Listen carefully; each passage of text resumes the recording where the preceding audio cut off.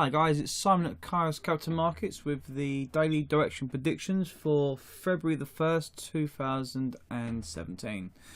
So I'm going to start off first of all with the DXY because it actually coincides with what I'm looking at here. So if you can see, this is a day chart of the DXY and 100 is the key level here. We've got two touches here, a third touch here, a bit of consolidation, and we're now going to close below 100 the first time for a long time now here. So to me, that's quite a bearish move on the dollar, and I'm looking for the next area of resistance. So, although I've got 99 here, 98 is actually a much cleaner level there.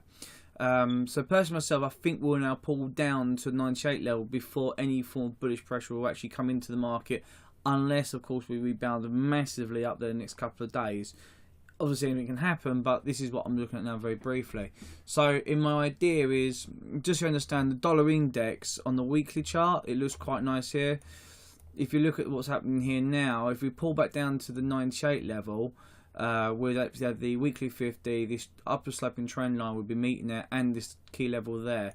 If you do the Fibonacci retracement as well, I'm sure I can't get the 618, let's take a look. There you go, got to the 618 there as well we have. So that looks like quite a key area here, and well, we'll see how this week ends obviously, but if it's like this and going down, then yes, that would be my thesis for the dollar itself in general. So how does that coincide with everything else in the marketplace? Well, pound dollar, for example, this is what I see on pound dollar, which I'd like to point out here.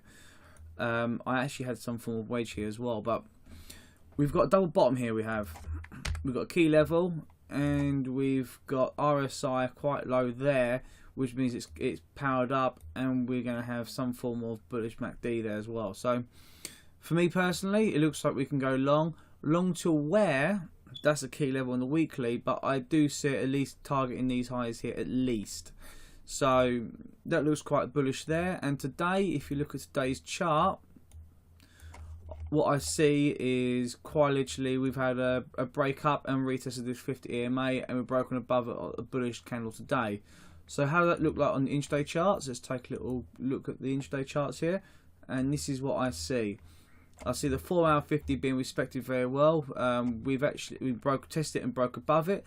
This 125 area has been respected numerous times, it has, and now we've smashed right above it, plus this trend line. So I'm expecting a pullback tomorrow within the London session, and I'll be taking it long from there. So for me personally, I'll be taking it around this area here where the 1-hour 50 meets, the 4-hour 50 is just behind it, and I'll be looking personally to take it to at least the recent highs, if not higher. The next trade now again will be a dollar dominated trade, although it's not the dollar itself, is the Euro Aussie. So as you can see here, the Euro Aussie's consolidated, and a bit of chop here it is. It's not very nice here whatsoever, but it has actually had a nice bullish candle now. So there's a clean breakaway from everything. So on the intraday, it's quite similar to the pound dollar, that we've broken this area here whatsoever, and a pullback to around this area here will be very nice. This is what I'll be looking at here. If you can get something like a 50 pip stop, 55 pip stop maybe, just tuck it behind this key level here. It's quite nice. I'd probably do 60 actually to cover yourself, 65, something like that. And you can target just below R1, which is obviously within the recent highs of like the previous highs there. And that would be a quick in and out trade there, another 1.1% trade. So again, if the dollar's getting weaker, the euro will power up. It's as simple as that. It's the correlation as usual. And that's what I'm hoping for here as well. So if it does come here and test this, got the 4-hour, the 1-hour 50 Fibonacci levels, and it stops hidden behind the 415 level. So that's all I've got for today. I hope you had a good day trading today, and I'll see you tomorrow.